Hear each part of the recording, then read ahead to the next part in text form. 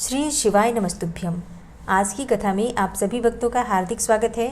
भगवान भोलेनाथ और माता पार्वती की कृपा सदैव आप और आपके समस्त परिवार पर बनी रहे। अब तक की सभी कथाएं सुनने के लिए, वीडियो को लाइक करने के लिए और बहुत ही प्यारे प्यारे कमेंट्स करने के लिए आप सभी भक्तों का बहुत बहुत आभार। सनत कुमार जी कहते हैं, हे महर्षि, जब शंखचूड़ ने तपस्या करके वर प्राप्त कर लिया और वह विवाहित होकर अपने घर लौट आया, तब दानवों और दैत्यों को बड़ी प्रसन्नता हुई। वे सभी असुर तुरंत ही अपने लोक से निकलकर अपने गुरु शुक्राचार्य को साथ लेकर दल बनाकर उसके निकट आए और विनय पूर्वक उसे प्रणाम करके अनेकों प्रकार से आदर प्रदर्शित करते हुए उसका स्तवन करने लगे। फिर उसे अपना तेजस्वी स्वामी मानकर अत्यंत प्रेम भाव से उसके पास ही खड़े हो गए। उधर दंभ कुमार शंखचूड़ ने भी अपने कुल गुरु शुक्राचार्य को आया हुआ देखकर बड़े आदर और भक्ति के साथ उन्हें साष्टांग प्रणाम किया। तदनंतर गुरु शुक्राचार्य ने समस्त असुरों के साथ सलाह करके उनकी सम्मति से शंखचूड़ को दानवों तथा असुरों का अधिपति बना दिया। दंभपुत्र शंखचूड़ प्रतापी एवं वीर तो था ही, उस समय असुर राज्य पर अभिषिक्त होने के कारण वह असुर राज विशेष रूप से शोभा पाने लगा। तब उसने सहसा देवताओं पर आक्रमण करके वेग पूर्वक उनका संहार करना आरंभ कर दिया। संपूर्ण देवता मिलकर भी उसके उत्कृष्ट तेज को सहन न कर सके, अतः वे समर भूमि से भाग चले और दीन होकर यत्र तत्र पर्वतों की खोहों में जा छिपे। उनकी स्वतंत्रता जाती रही। वे शंखचूड़ के वशवर्ती होने के कारण प्रभाहीन हो गए। इधर शूरवीर प्रतापी दंभ कुमार दानवराज शंखचूड़ ने भी संपूर्ण लोकों को जीतकर देवताओं का सारा अधिकार छीन लिया। वह त्रिलोकी को अपने अधीन करके संपूर्ण लोकों पर शासन करने लगा और स्वयं इंद्र बनकर सारे यज्ञ भागों को भी हड़पने लगा तथा अपनी शक्ति से कुबेर, सोम, सूर्य, अग्नि, यम और वायु आदि के अधिकारों का भी पालन कराने लगा। उस समय महान बल और पराक्रम से संपन्न महावीर शंखचूड़ समस्त देवताओं, असुरों, दानवों, राक्षसों, गंधर्वों, नागों, किन्नरों, मनुष्यों तथा त्रिलोकी के अन्यान्य प्राणियों का एक छत्र सम्राट था। इस प्रकार महान राजराजेश्वर शंखचूड़ बहुत वर्षों तक संपूर्ण भुवनों के राज्यों का उपभोग करता रहा। उसके राज्य में न तो अकाल पड़ता था और न ही महामारी, न अशुभ ग्रहों का ही प्रकोप होता था। आदि व्याधियां भी अपना प्रभाव नहीं डाल पाती थी। यो सारी प्रजा सदा सुखी रहती थी। पृथ्वी बिना जोते ही अनेकों प्रकार के धान्य उत्पन्न करती थी। नाना प्रकार की औषधियां उत्तम उत्तम फलों और रसों से युक्त थी। उत्तम उत्तम मणियों की खदानें थी। समुद्र अपने तटों पर निरंतर ढेर के ढेर रत्न बिखेरते रहते थे। वृक्षों में सदा पुष्प और फल लगे रहते थे। सरिताओं में सुस्वादु नीर बहता रहता था। देवताओं के अतिरिक्त सभी जीव सुखी थे। उनमें किसी प्रकार का विकार नहीं उत्पन्न होता था। चारों वर्णों और आश्रमों के सभी लोग अपने अपने धर्म में स्थित रहते थे। इस प्रकार जब वह त्रिलोकी का शासन कर रहा था, उस समय कोई भी दुखी नहीं था। लेकिन कुछ लोग दुखी भी थे। कौन दुखी थे? केवल देवता। देवता भ्रातृद्रोहवश दुख उठा रहे थे। हे मुने, महाबली शंखचूड़ गोलोक निवासी श्री कृष्ण का परम मित्र था। साधु स्वभाव वाला वह सदा श्री कृष्ण की भक्ति में निरत रहता था। पूर्व शापवश उसे दानव की योनि में जन्म लेना पड़ा था, परंतु दानव होने पर भी उसकी बुद्धि दानव की सी नहीं थी। प्रिय व्यास जी, तदनंतर जो पराजित होकर राज्य से हाथ धो बैठे थे, वे सभी सुरगण तथा ऋषि परस्पर मंत्रणा करके ब्रह्मा जी की सभा को चले। वहां पहुंचकर उन्होंने ब्रह्मा जी का दर्शन किया और उनके चरणों में अभिवादन करके विशेष रूप से उनकी स्तुति की। फिर आकुलता पूर्वक अपना सारा वृतांत उन्हें कह सुनाया। तब ब्रह्मा जी उन सभी देवताओं तथा मुनियों को ढांढस बंधाकर उन्हें साथ लेकर सत्पुरुषों को सुख प्रदान करने वाले वैकुंठ लोक को चल पड़े। वहां पहुंचकर देवगणों सहित ब्रह्मा ने रमापति का दर्शन किया। उनके मस्तक पर किरीट सुशोभित था, कानों में कुंडल झलमला रहे थे और कंठ वनमाला से सुशोभित था। वे चतुर्भुज देव अपनी चारों भुजाओं में शंख, चक्र, गदा और पद्म धारण किए हुए थे। श्री विग्रह पर पीतांबर शोभा दे रहा था और सनतनंद आदि सिद्ध उनकी सेवा में नियुक्त थे। ऐसे सर्वव्यापी विष्णु की झांकी करके ब्रह्मा आदि देवताओं तथा मुनीश्वरों ने उन्हें प्रणाम किया और फिर भक्तिपूर्वक हाथ जोड़कर वे उनकी स्तुति करने लगे। देवता बोले, हे सामर्थ्यशाली वैकुंठाधिपते, आप देवों के भी देव और लोकों के स्वामी हैं। आप त्रिलोकी के गुरु हैं। हे श्रीहरे, हम सब आपके शरणापन्न हुए हैं। आप हमारी रक्षा कीजिए। अपनी महिमा से कभी च्युत न होने वाले हे ऐश्वर्यशाली त्रिलोकेश, आप ही लोकों के पालक हैं। हे गोविंद, लक्ष्मी आप में ही निवास करती हैं और आप अपने भक्तों के प्राण स्वरूप हैं। आपको हमारा नमस्कार है। इस प्रकार स्तुति करके सभी देवता श्रीहरि के आगे रो पड़े। तब उनकी बात सुनकर भगवान विष्णु ने ब्रह्मा से कहा। विष्णु बोले, हे ब्रह्मन, यह वैकुंठ योगियों के लिए भी दुर्लभ है। तुम यहाँ किस लिए आए हो? तुम पर कौन सा कष्ट आ पड़ा है? यह यथार्थ रूप से मेरे सामने वर्णन करो। सनत कुमार जी कहते हैं, हे मुने, श्री हरि का वचन सुनकर ब्रह्मा जी ने विनम्र भाव से सिर झुकाकर उन्हें बारंबार प्रणाम किया और अंजलि बांधकर परमात्मा विष्णु के समक्ष स्थित होकर देवताओं के कष्ट से भरी हुई शंखचूड़ की सारी करतूतें कह सुनाई। तब समस्त प्राणियों के भावों के ज्ञाता भगवान श्री हरि उस बात को सुनकर हंस पड़े और ब्रह्मा से उस रहस्य का उद्घाटन करते हुए बोले। श्री भगवान ने कहा, हे कमलयोनि, मैं शंखचूड़ का सारा वृतांत जानता हूँ। पूर्व जन्म में वह महातेजस्वी गोप था जो कि मेरा भक्त था। मैं उसके वृतांत से संबंध रखने वाले इस पुरातन इतिहास का वर्णन करता हूँ। तुम ध्यान पूर्वक सुनो। हे ब्रह्मन, इसमें किसी प्रकार का कोई संदेह नहीं करना चाहिए। भगवान शंकर सब कल्याण करेंगे। गोलोक में मेरे ही रूप में श्री कृष्ण रहते हैं। उनकी स्त्री श्री राधा नाम से विख्यात है। वह जगत जननी तथा प्रकृति की परमोत्कृष्ट 5वीं मूर्ति है। वही वहाँ सुंदर रूप से विहार करने वाली है। उनके अंग से उद्भूत बहुत से गोप और गोपियां भी वहाँ निवास करती हैं। वे नित्य राधा कृष्ण का अनुवर्तन करते हुए उत्तम उत्तम क्रीड़ाओं में तत्पर रहते हैं। और वही गोप इस समय शंभु की लीला से मोहित होकर शापवश अपने को दुख देने वाली दानवी योनि को प्राप्त हो गया है। भगवान श्री कृष्ण ने पहले से ही रुद्र के त्रिशूल से उसकी मृत्यु निर्धारित कर दी है। इस प्रकार वह दानव देह का परित्याग करके पुनः कृष्ण का पार्षद हो जाएगा। हे देवेश, ऐसा जानकर तुम्हें भय नहीं करना चाहिए। चलो, हम दोनों शंकर की शरण में चलते हैं। वे शीघ्र ही कल्याण का विधान करेंगे। अब हमें तुम्हें तथा समस्त देवताओं को निर्भय हो जाना चाहिए। सनत कुमार जी कहते हैं, हे मुने, यो कहकर ब्रह्मा सहित विष्णु शिवलोक को चले। मार्ग में वे मन ही मन भक्त वत्सल सर्वेश्वर शंभु का स्मरण करते जा रहे थे। हे व्यास जी, इस प्रकार वे रमापति विष्णु ब्रह्मा के साथ उसी समय उस शिवलोक में जा पहुंचे जो महान दिव्य, निराधार तथा भौतिकता से रहित है। और वहां पहुंचकर उन्होंने शिव जी की सभा का दर्शन किया। वह ऊंची एवं उत्कृष्ट प्रभाव वाली तथा प्रकाशयुक्त शरीरों वाले शिव पार्षदों से घिरी होने के कारण विशेष रूप से शोभित हो रही थी। उन पार्षदों का रूप सुंदर कांति से युक्त महेश्वर के रूप के सदृश ही था। उनके 10 भुजाएं थी, 5 मुख और 3 नेत्र थे। गले में नील चिन्ह तथा शरीर का वर्ण अत्यंत गौर था। वे सभी श्रेष्ठ रत्नों से युक्त रुद्राक्ष और भस्म के आभरण से विभूषित थे। वह मनोहर सभा नवीन चंद्रमंडल के समान आकार वाली और चौकोर थी। उत्तम उत्तम मणियों तथा हीरों के हारों से वह सजाई गई थी। अमूल्य रत्नों के बने हुए कमल पत्रों से सुशोभित थी। उसमें मणियों की जालियों से युक्त गवाक्ष बने हुए थे, जिसमें वह चित्र विचित्र दिख रही थी। शंकर की इच्छा से उसमें पद्मरागमणि जड़ी हुई थी, जिससे वह अद्भुत सी लग रही थी। वह स्यमंतक मणि की बनी हुई सैकड़ों सीढ़ियों से युक्त थी और उसमें चारों ओर इंद्रनील मणि के खंभे लगे हुए थे, जिन पर स्वर्ण सूत्र से ग्रथित चंदन के सुंदर पल्लव लटक रहे थे, जिससे वह मन को मोह लेती थी। वह भली भांति संस्कृत तथा सुगंधित वायु से सुवासित थी। 1 सहस्त्र योजन विस्तार वाली वह सभा बहुत से किंकरों से खचाखच भरी थी। उसके मध्य भाग में अमूल्य रत्नों द्वारा निर्मित एक विचित्र सिंहासन था। उसी पर उमा सहित शंकर विराजमान थे। उन्हें सुरेश्वर विष्णु ने देखा। वे तारकाओं से घिरे हुए चंद्रमा के समान लग रहे थे। वे किरीट, कुंडल और रत्नों की मालाओं से विभूषित थे। उनके सारे अंग में भस्म रमाई हुई थी और वे लीला कमल धारण किए हुए थे। महान उल्लास से भरे हुए उमाकांत का मन शांत तथा प्रसन्न था।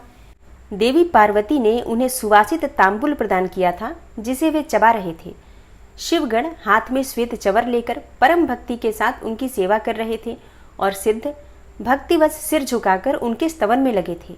वे गुणातीत, परेशान, त्रिदेवों के जनक, सर्वव्यापी, निर्विकल्प, निराकार, स्वेच्छानुसार साकार, कल्याण स्वरूप, माया रहित, अजन्मा, आद्य, माया के अधीश्वर, प्रकृति और पुरुष से भी परात्पर, सर्वसमर्थ, परिपूर्णतम और समता युक्त है। ऐसे विशिष्ट गुणों से युक्त शिव को देखकर ब्रह्मा और विष्णु ने हाथ जोड़कर उन्हें प्रणाम किया और फिर वे स्तुति करने लगे। विविध प्रकार से स्तुति करके अंत में वे बोले, हे भगवान, आप दीनों और अनाथों के सहायक, दीनों के प्रतिपालक, दीन बंधु, त्रिलोकी के अधीश्वर और शरणागत वत्सल हैं। हे गौरीश, हमारा उद्धार कीजिए। हे परमेश्वर, हम पर कृपा कीजिए। हे नाथ, हम आपके ही अधीन हैं। अब आपकी जैसी इच्छा हो वैसा करें। सनत कुमार जी कहते हैं, हे मुने, तदनंतर जो अत्यंत दीनता को प्राप्त हो गए थे, उन ब्रह्मा और विष्णु का वचन सुनकर शिवजी मुस्कुराए और मेघ गर्जना के समान गंभीर वाणी में बोले। शिवजी ने कहा, हे हरे, हे ब्रह्मन, तुम लोग शंखचूड़ द्वारा उत्पन्न हुए भय को सर्वथा त्याग दो। निस्संदेह तुम्हारा कल्याण होगा। मैं शंखचूड़ का सारा वृतांत यथार्थ रूप से जानता हूँ। वह पूर्व जन्म में एक गोप था जो ऐश्वर्यशाली भगवान श्री कृष्ण का भक्त था। इसका नाम सुदामा था। वही सुदामा राधा जी के शाप से शंखचूड़ नामक दानवराज होकर उत्पन्न हुआ है। यह परम धर्मज्ञ और देवताओं से द्रोह करने वाला है। यह दुर्बुद्धिवश अपने उत्कृष्ट बल के भरोसे संपूर्ण देवगणों को क्लेश दे रहा है। अब तुम लोग प्रेम पूर्वक मेरी बात सुनो और देवों को आनंदित करने के लिए शीघ्र ही कैलाशवासी रुद्र के समीप जाओ। वह रुद्र रूप मेरा ही उत्तम पूर्ण रूप है। मैं ही देव कार्य की सिद्धि के हेतु पृथक स्वरूप धारण करके वहां प्रकट हुआ हूँ। मेरा वह रूप ऐश्वर्यशाली तथा परिपूर्णतम है। हे हरे, इसलिए मैं भक्तों के वशीभूत होकर कैलाश पर्वत पर सदा निवास करता हूँ। तदनंतर कैलाश पहुंचकर देवताओं ने भगवान महेश की स्तुति की और अंत में कहा, हे महेशान, आप तो कृपा के आकर हैं। दीनों का उद्धार करना तो आपका बाना ही है। हे प्रभु, दानवराज शंखचूड़ का वध करके इंद्र को उसके भय से मुक्ति कीजिए और देवों को इस विपत्ति से उबारिए। तब भक्तवत्सल शंभु देवताओं की इस प्रार्थना को सुनकर हंसे और मेघ गर्जन किसी गंभीर वाणी में बोले। श्री शंकर ने कहा, हे हरे, हे ब्रह्मन, हे देवगण, तुम लोग अपने अपने स्थान को लौट जाओ। मैं निश्चय ही सैनिकों सहित शंखचूड़ का वध कर डालूंगा। इसमें तनिक भी संशय नहीं है। सनत कुमार जी कहते हैं, हे व्यास जी, महेश्वर के उस अमृत श्रावी वचन को सुनकर संपूर्ण देवताओं को परम आनंद प्राप्त हुआ। उस समय उन्होंने समझ लिया कि अब दानव शंखचूड़ मरा हुआ ही है। तब महेश्वर के चरणों में प्रणिपात करके विष्णु बैकुंठ को और ब्रह्मा सत्यलोक को चले गए तथा संपूर्ण देवता भी अपने अपने स्थान को प्रस्थित हुए। इधर उन महारुद्र ने, जो परमेश्वर, दुष्टों के लिए काल रूप और सत्पुरुषों की गति हैं, देवताओं की इच्छा से अपने मन में शंखचूड़ के वध का निश्चय किया।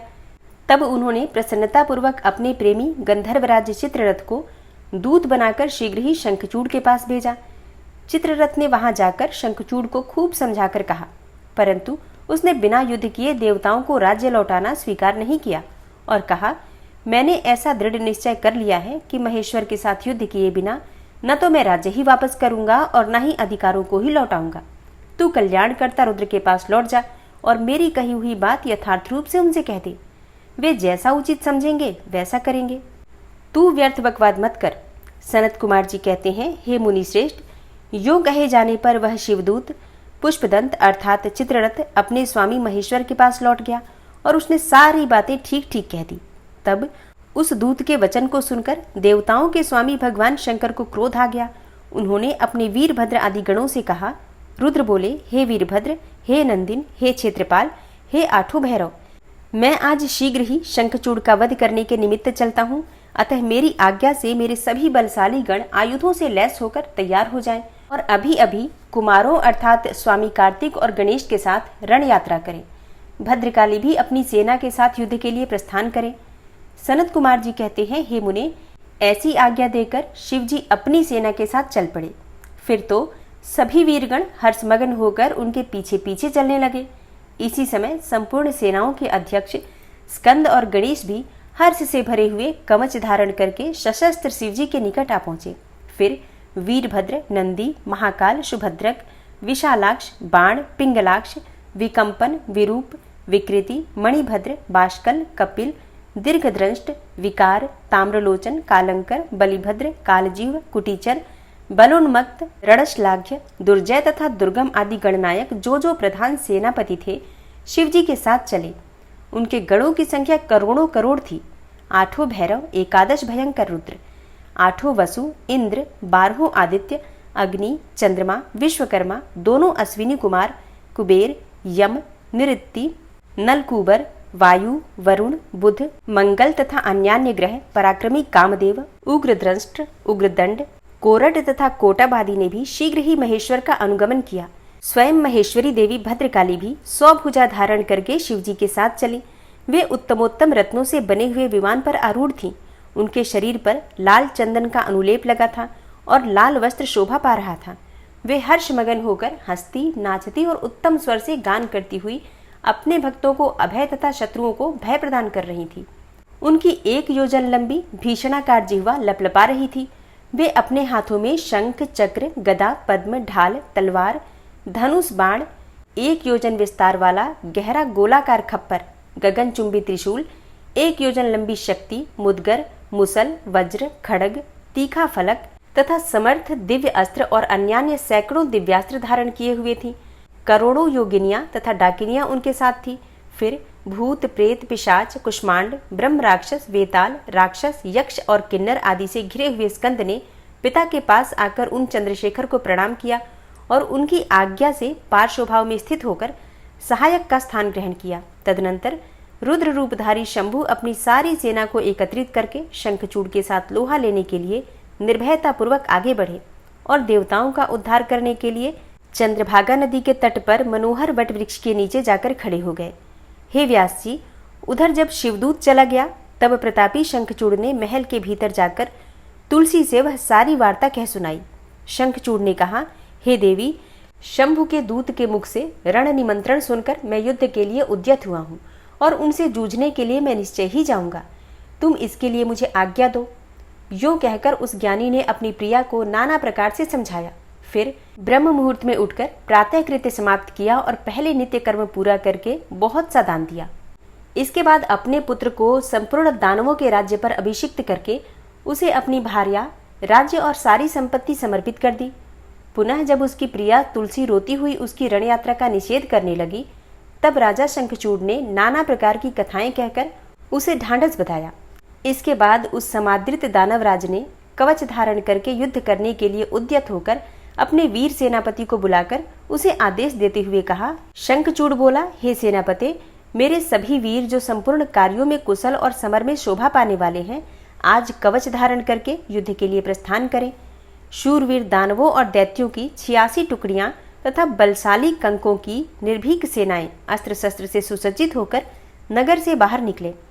करोड़ों प्रकार से पराक्रम प्रकट करने वाले जो असुरों के 50 कुल हैं, वे भी देवों के पक्षपाती शंभु से युद्ध करने के लिए प्रस्थित हो जाएं। मेरी आज्ञा से धौम्रों के 100 कुल भी कवच से विभूषित होकर शंभु के साथ लोहा लेने के लिए शीघ्र ही निकले। कालकेरियों, मौर्यों, दोहर्द्रों तथा कालकों को भी मेरी यह आज्ञा सुना दो कि वे रुद्र के साथ संग्राम के लिए रण सामग्री से सुसज्जित होकर चले। सनत कुमार जी कहते हैं, हे मुने, सेनापति को यो आदेश देकर असुरों का राजा महाबली दानवेंद्र शंखचूड़ सहस्त्रों प्रकार की बहुत बड़ी सेनाओं से घिरा हुआ नगर से बाहर निकला। उसका सेनापति भी युद्ध शास्त्र में निपुण, महारथी, महान शूरवीर और रणभूमि में रथियों में अग्रगण्य था। इस प्रकार युद्ध स्थल में वीरों को भयभीत कर देने वाला वह दानवराज 3 लाख अक्षौहिणी सेनाओं पर शासन करता हुआ शिविर से बाहर निकला और उत्तमोत्तम रत्नों द्वारा निर्मित विमान पर आरूढ़ होकर गुरुजनों को आगे करके युद्ध के लिए चल पड़ा। आगे बढ़ने पर वह पुष्पभद्रा नदी के तट पर सिद्धाश्रम में जा पहुंचा। वहां एक मनोहर वटवृक्ष विराजमान था। वह सिद्धि क्षेत्र सिद्धों को उत्तम सिद्धि प्रदान करने वाला था। पुण्य क्षेत्र भारत में वह कपिल का तपस्थान कहलाता था। वह भूभाग पश्चिम समुद्र से पूर्व, मलय पर्वत से पश्चिम, श्रीशैल से उत्तर और गंधमादन से दक्षिण था। उसकी चौड़ाई 5 योजन और लंबाई 500 योजन थी। भारत के उस भाग में उत्तम पुण्य प्रदान करने वाली तथा शुद्ध स्फटिक के समान स्वच्छ जल से परिपूर्ण पुष्पभद्रा और सरस्वती नाम की 2 रमणीय नदियां बहती थीं। सदा सौभाग्य से संयुक्त रहने वाली लवण सागर की प्रिया भार्या पुष्पभद्रा सरस्वती के साथ हिमालय से निकली हैं और गोमंत पर्वत को बाएं करके पश्चिम समुद्र में जा मिली हैं। वहां पहुंचकर शंखचूड़ ने शिव जी की सेना को देखा। हे मुने, उसने पहले शिवजी के पास एक दानेश्वर को दूत के रूप में भेजा। फिर उसने शिवजी से युद्ध न करने के लिए कहा और शिवजी ने उसे देवताओं का राज्य लौटा देने की बात कही। अंत में महेश्वर ने कहा, हे दूत, हम किसी का भी पक्ष नहीं लेते, क्योंकि हम तो कभी स्वतंत्र रहते ही नहीं, सदा भक्तों के अधीन ही रहते हैं और उनकी इच्छा से उन्हीं का कार्य करते रहते हैं। देखो, पूर्व काल में ब्रह्मा की प्रार्थना से पहले प्रलय समुद्र में श्रीहरि और दैत्य श्रेष्ठ मधु कैटभ का भी युद्ध हुआ था। पुनः भक्तों के हितकारी उन्हीं श्री विष्णु ने देवताओं की प्रार्थना करने पर प्रहलाद के कारण हिरण्यकशिपु का वध किया था। तुमने ये भी सुना होगा कि पहले जो मैंने त्रिपुरों के साथ युद्ध करके उन्हें भस्म कर डाला था, वह भी देवों की प्रार्थना पर ही हुआ था। पूर्व काल में सर्वेश्वरी जगतजननी का जो शुंभ आदि के साथ युद्ध हुआ था और जिसमें उन्होंने दैत्यों का वध कर डाला था, वह भी देवताओं की प्रार्थना करने पर ही घटित हुआ था। वे ही सभी देवगण आज भी ब्रह्मा के शरणापन्न हुए थे। तब वे उन देवताओं और श्रीहरि के साथ मेरी शरण में भी आए थे। हे दूत, इस प्रकार ब्रह्मा, विष्णु और देवगणों की प्रार्थना के वशीभूत होकर देवों का अधीश्वर होने के कारण मैं भी युद्ध के लिए आया हूँ। तुम भी तो महात्मा श्री कृष्ण के श्रेष्ठ पार्षद हो।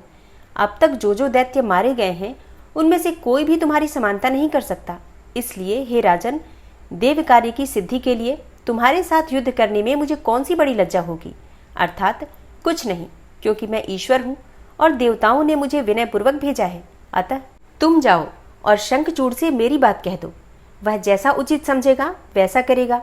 मुझे तो देवताओं का कार्य करना ही है। यो कहकर कल्याणकर्ता महेश्वर चुप हो गए। तब शंखचूड़ का वह दूत उठा और उसके पास चल दिया। श्री सनत कुमार जी कहते हैं, हे महर्षि, जब उस दूत ने शंखचूड़ के पास जाकर विस्तार पूर्वक शिवजी का वचन कह सुनाया तथा तत्वतः उनके यथार्थ निश्चय को भी प्रकट किया, तब उसे सुनकर प्रतापी दानवराज शंखचूड़ ने भी परम प्रसन्नता पूर्वक युद्ध को ही अंगीकार किया। फिर तो वह तुरंत ही मंत्रियों सहित रथ पर जा बैठा और उसने अपनी सेना को भगवान शंकर के साथ युद्ध करने के लिए आदेश दिया। इधर अखिलेश्वर शिवजी ने भी तत्काल ही अपनी सेना को तथा देवों को भी आगे बढ़ने की आज्ञा दी और स्वयं भी लीलावश युद्ध के लिए सन्नद्ध हो गए। फिर तो शीघ्र ही युद्ध प्रारंभ हो गया। उस समय नाना प्रकार के रणवाद्य बजने लगे। वीरों के शब्द और कोलाहल चारों ओर गूंज उठे। हे मुने, इस प्रकार देवताओं और दानवों का परस्पर युद्ध होने लगा। उस समय वे दोनों सेनाएं धर्मपूर्वक जूझने लगी। स्वयं महेंद्र वृषपर्वा के साथ लड़ने लगे और विप्रचित्ति के साथ सूर्य का धर्मयुद्ध होने लगा। विष्णु दंभ के साथ भीषण संग्राम करने लगे।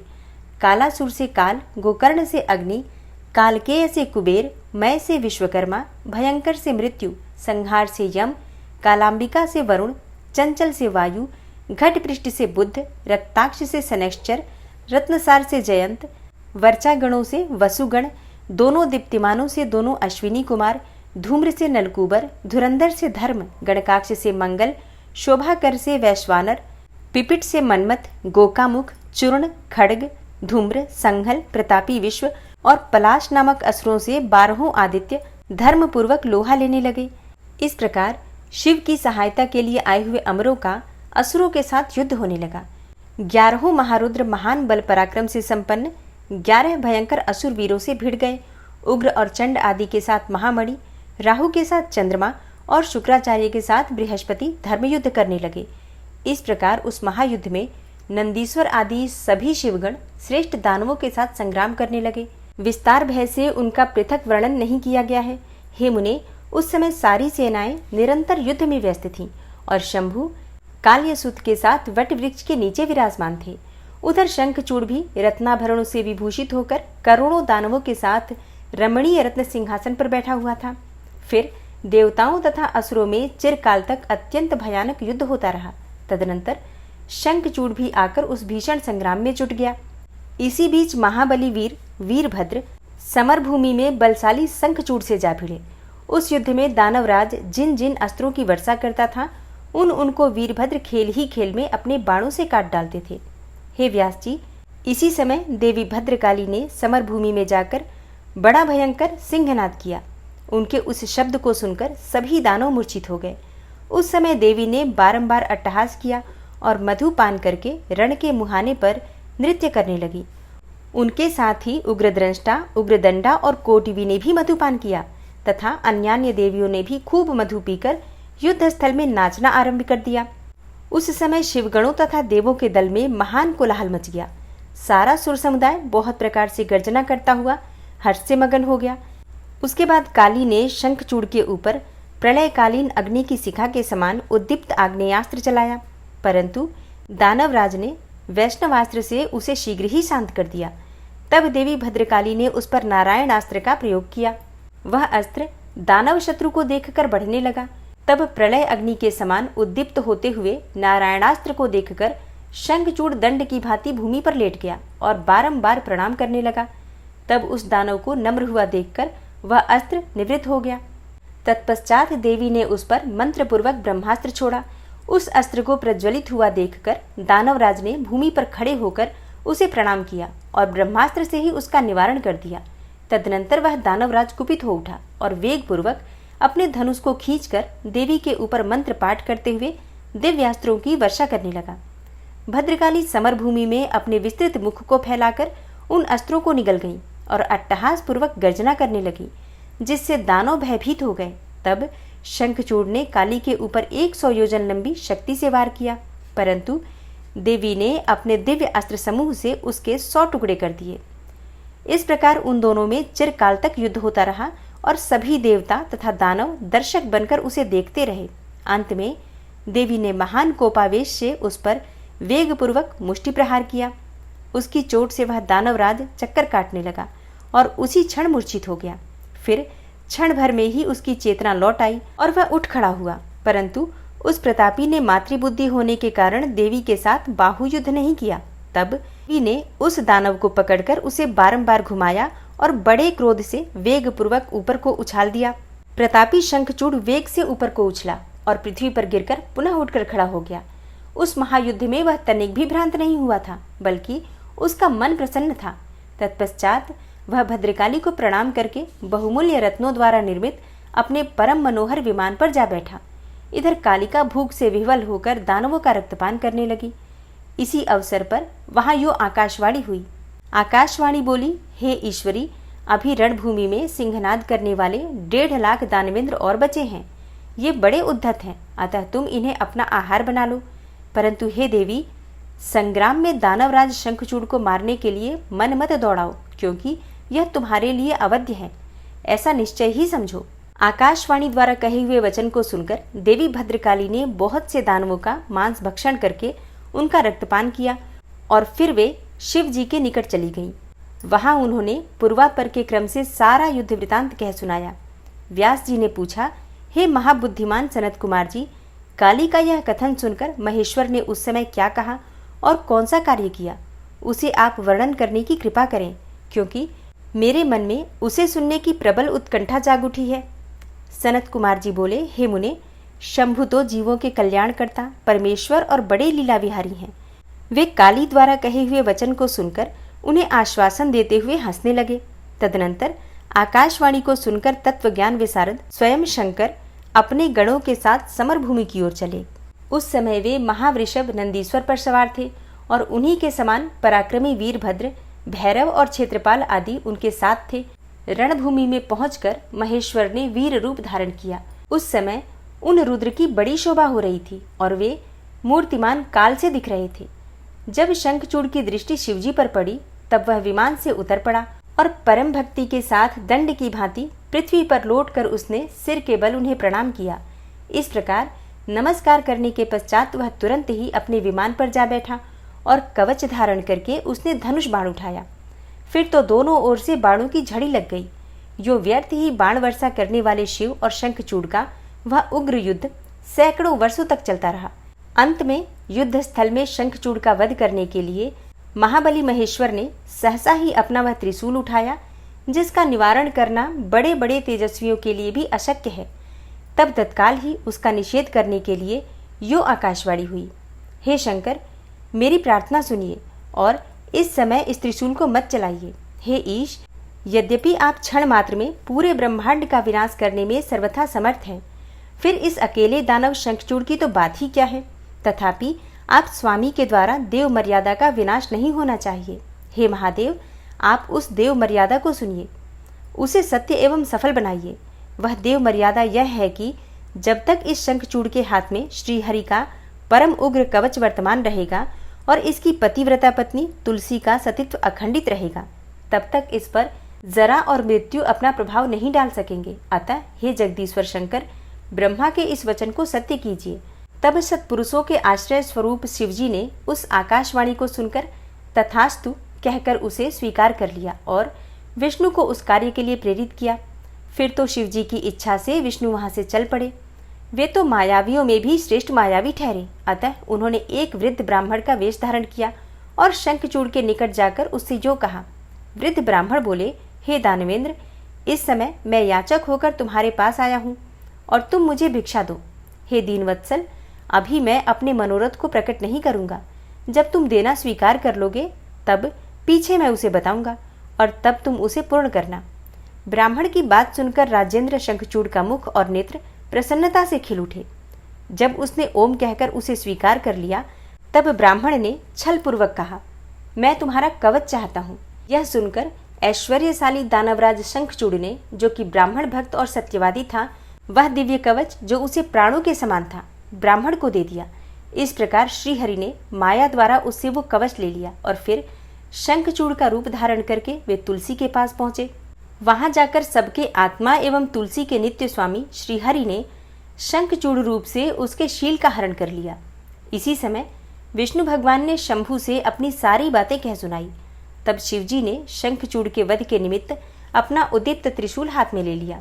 परमात्मा शंकर का वह विजय नामक त्रिशूल अपनी उत्कृष्ट प्रभा बिखेर रहा था। उससे सारी दिशाएं, पृथ्वी और आकाश प्रकाशित हो उठे। वह मध्याह्नकालीन करोड़ों सूर्यों तथा प्रलयाग्नि की शिखा के समान चमकीला था। उसका निवारण करना असंभव था। वह दुर्धर्ष, कभी व्यर्थ न होने वाला और शत्रुओं का संहारक था। वह तेजों का अत्यंत उग्र समूह, संपूर्ण शस्त्रास्त्रों का सहायक, भयंकर और सारे देवताओं तथा असुरों के लिए दुस्सह था। वह एक ही स्थान पर ऐसा दमक रहा था मानो लीला का आश्रय लेकर संपूर्ण ब्रह्मांड का संहार करने के लिए उद्यत हो। उसकी लंबाई 1000 धनुष और चौड़ाई 100 हाथ थी। उस जीव ब्रह्म स्वरूप शूल का किसी के द्वारा निर्माण नहीं हुआ था। उसका रूप नित्य था। आकाश में चक्कर काटता हुआ वह त्रिशूल शिव जी की आज्ञा से शंखचूड़ के ऊपर जा गिरा और उसने उसी क्षण उसे राख की ढेरी बना दिया। हे विप्र, महेश्वर का वह शूल मन के समान वेगशाली था। वह शीघ्र ही अपना कार्य पूर्ण करके शंकर के पास आ पहुंचा और फिर आकाश मार्ग से चला गया। उस समय स्वर्ग में दुंदुभियां बजने लगी। गंधर्व और किन्नर गान करने लगे। देवों तथा मुनियों ने स्तुति करना आरंभ किया और अप्सराएं नृत्य करने लगी। शिवजी के ऊपर लगातार पुष्पों की वर्षा होने लगी और ब्रह्मा, विष्णु, इंद्र आदि देवता तथा मुनिगण उनकी प्रशंसा करने लगे। दानवराज शंखचूड़ भी शिवजी की कृपा से शापमुक्त हो गया और उसे उसके पूर्व श्री कृष्ण पार्षद रूप की प्राप्ति हो गई। शंखचूड़ की हड्डियों से शंख जाति का प्रादुर्भाव हुआ। जिस शंख का जल शंकर के अतिरिक्त समस्त देवताओं के लिए प्रशस्त माना जाता है। हे महामुने, श्रीहरि और लक्ष्मी को तथा उनके संबंधियों को भी शंख का जल विशेष रूप से अत्यंत प्रिय है, किंतु शिव के लिए नहीं।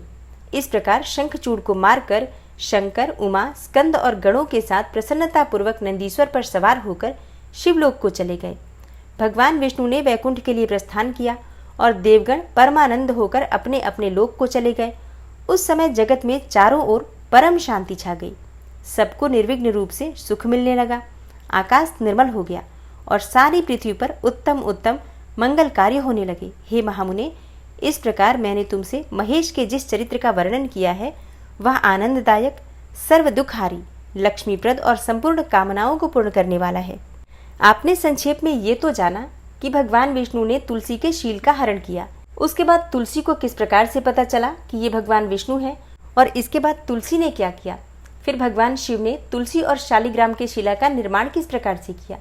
चलिए अब इन सभी बातों का विस्तृत वर्णन सुनते हैं। फिर व्यास जी के पूछने पर सनत कुमार जी ने कहा, हे महर्षि, रणभूमि में आकाशवाणी को सुनकर जब देवेश्वर शंभु ने श्रीहरि को प्रेरित किया तब वे तुरंत ही अपनी माया से ब्राह्मण का वेश धारण करके शंखचूड़ के पास जा पहुंचे और उन्होंने उससे परमोत्कृष्ट कवच मांग लिया। फिर शंखचूड़ का रूप बनाकर वे तुलसी के घर की ओर चले। वहां पहुंचकर उन्होंने तुलसी के महल के द्वार के निकट नगाड़ा बजाया और जय जयकार से सुंदरी तुलसी को अपने आगमन की सूचना दी। उसे सुनकर सती साध्वी तुलसी ने बड़े आदर के साथ झरोखे के रास्ते राजमार्ग की ओर झांका और अपने पति को आया हुआ जानकर वह परमानंद में निमग्न हो गई। उसने तत्काल ही ब्राह्मणों को धन दान करके उनसे मंगलाचार कराया और फिर अपना श्रृंगार किया। इधर देवताओं का कार्य सिद्ध करने के लिए माया से शंखचूड़ का स्वरूप धारण करने वाले भगवान विष्णु रथ से उतरकर देवी तुलसी के भवन में गए। तुलसी ने पति रूप में आए हुए भगवान का पूजन किया और बहुत सी बातें की। तदनंतर उसने उनके साथ रमण भी किया। तब उस साध्वी ने सुख, सामर्थ्य और आकर्षण में व्यतिक्रम देखकर सब पर विचार किया और संदेह उत्पन्न होने पर वह तू कौन है इस प्रकार डांटती हुई बोली। तुलसी ने कहा, दुष्ट, मुझे शीघ्र बतला कि माया द्वारा मेरा उपभोग करने वाला तू कौन है। तूने मेरा सतीत्व नष्ट कर दिया है, अतः मैं तुझे शाप देती हूँ। सनत कुमार जी कहते हैं, हे ब्राह्मण, तुलसी का वचन सुनकर श्रीहरि ने लीलापूर्वक अपनी परम मनोहर मूर्ति धारण कर ली। तब उस रूप को देखकर तुलसी ने लक्षणों से पहचान लिया कि ये साक्षात विष्णु है, परंतु उसका पातिव्रत्य नष्ट हो चुका था, इसलिए वह कुपित होकर विष्णु से कहने लगी। तुलसी ने कहा, हे विष्णु, तुम्हारा मन पत्थर के सदृश कठोर है, तुम में दया का लेश मात्र भी नहीं है। मेरे पति धर्म के भंग हो जाने से निश्चय ही मेरे स्वामी मारे गए। चूंकि तुम पाषाण सदृश कठोर हो, दया रहित हो और दुष्ट हो, इसलिए अब तुम मेरे शाप से पाषाण स्वरूप ही हो जाओ। सनत कुमार जी कहते हैं, हे मुने, यूं कहकर शंखचूड़ की वह सती साध्वी पत्नी तुलसी फूट फूट कर रोने लगी और शोकार्त होकर बहुत तरह से विलाप करने लगी। इतने में वहां भक्त वत्सल भगवान शंकर प्रकट हो गए और उन्होंने समझा कर कहा, हे देवी, अब तुम दुख को दूर करने वाली मेरी बात सुनो और श्रीहरि भी स्वस्थ मन से उसे श्रवण करें, क्योंकि तुम दोनों के लिए जो सुख कारक होगा वही मैं कहूँगा। हे भद्रे, तुमने जिस मनोरथ को लेकर तप किया था वह उसी तपस्या का फल है। भला यह अन्यथा कैसे हो सकता है? इसलिए तुम्हें उसके अनुरूप ही फल प्राप्त हुआ है। अब तुम इस शरीर को त्याग कर दिव्य देह धारण कर लो और लक्ष्मी के समान नित्य होकर श्री हरि के साथ वैकुंठ में विहार करती रहो। तुम्हारा यह शरीर जिसे तुम छोड़ दोगी नदी के रूप में परिवर्तित हो जाएगा। वह नदी भारतवर्ष में पुण्य रूपा गंडकी के नाम से प्रसिद्ध होगी। हे महादेवी, कुछ काल के पश्चात मेरे वर के प्रभाव से देव पूजन सामग्री में तुलसी का प्रधान स्थान हो जाएगा। हे सुंदरी, तुम स्वर्गलोक में, मृत्युलोक में तथा पाताल में सदा श्रीहरि के निकट ही निवास करोगी और पुष्पों में श्रेष्ठ होकर तुलसी का वृक्ष हो जाओगी। तुम वैकुंठ में दिव्य रूप धारिणी वृक्ष अधिष्ठात्री देवी बनकर सदा एकांत में श्रीहरि के साथ क्रीड़ा करोगी। उधर भारतवर्ष में जो नदियों की अधिष्ठात्री देवी होगी वह परम पुण्य प्रदान करने वाली होगी और श्रीहरि के अंशभूत लवण सागर की पत्नी बनेगी तथा श्रीहरि भी तुम्हारे शापवश पत्थर का रूप धारण करके भारत में गंडकी नदी के जल के निकट ही निवास करेंगे। वहां तीखी दाढ़ों वाले करोड़ों भयंकर कीड़े उस पत्थर को काटकर उसके मध्य में चक्र का आकार बनाएंगे। उसके भेद से वह अत्यंत पुण्य प्रदान करने वाली शालग्राम शिला कहलाएगी और चक्र के भेद से उसका लक्ष्मी नारायण आदि भी नाम होगा।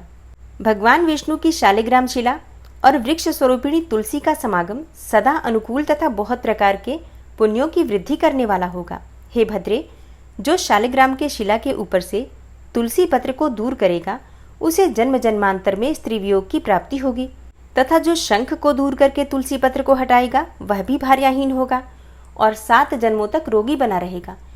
जो महाज्ञानी पुरुष शालिग्राम शिला, तुलसी और शंख को एकत्र करके उनकी रक्षा करता है वह श्रीहरि का प्यारा होता है।